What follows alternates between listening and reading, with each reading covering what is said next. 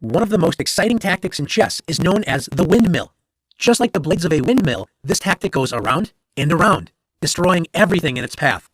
In this position, Mexican Grandmaster Carlos Torre has the white pieces against former world champion Emanuel Lasker.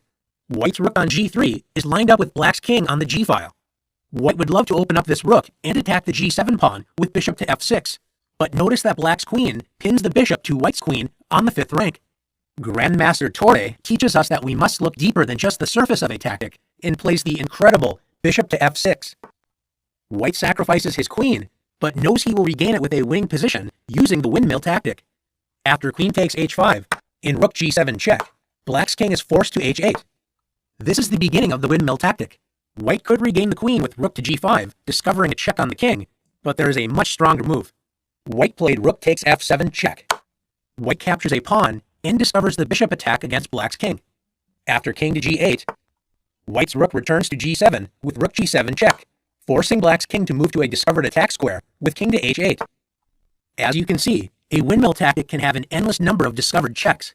White uses this tactic to gain as much material as possible after rook takes b7 check.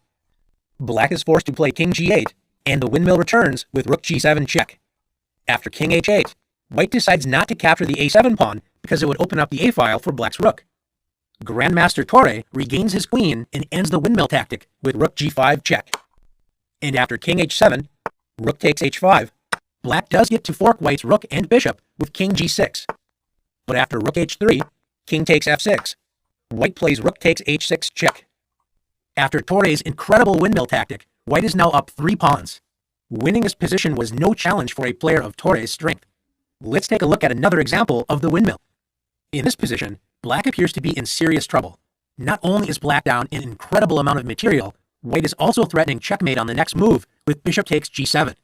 Unfortunately for white, black has the incredible windmill tactic that will destroy most of white's pieces.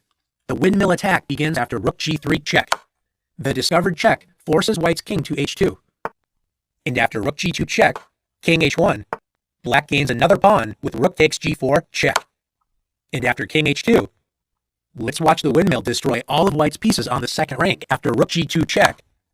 King h1, black captures a pawn with rook takes c2 check. And after king g1, rook g2 check, king h1, black now wins a bishop after rook takes b2 check. King g1, rook g2 check, king h1, black wins another pawn with rook takes a2 check. And after king g1, black concludes the windmill tactic with rook takes a1. Black went from what looked like a hopeless position to a completely winning position. Let's take a look at one more example together. In this position, white is currently down a rook, but white's dark squared bishop and rook on g1 put great pressure on the g7 pawn directly in front of black's king. Black's queen on h6 does defend that square, so white wants to remove the queen as a defender of g7 and plays the incredible queen h3.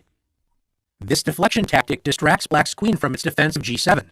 After queen takes h3, in rook g7 check, after king h8, white could play the discovered check rook to g3 to regain the queen immediately, but remember, black was already up a rook, so this wouldn't make the most of the windmill tactic. After rook takes f7 check, and king g8, we see the familiar windmill setup again with rook g7 check, and king h8. It is tempting to automatically play rook takes d7 discovered check and continue the windmill tactic. But now that the pawn on f7 has been captured, do you notice that white's bishop on b3 is pointing at the g8 square? This means that white's rook can end the windmill and deliver a discovered double check, checkmate, with rook g8. Checkmate. White's 2 bishops and rook work together to deliver a beautiful checkmate to end the game. Now that you've learned the power of the windmill, it's your turn to give it a try.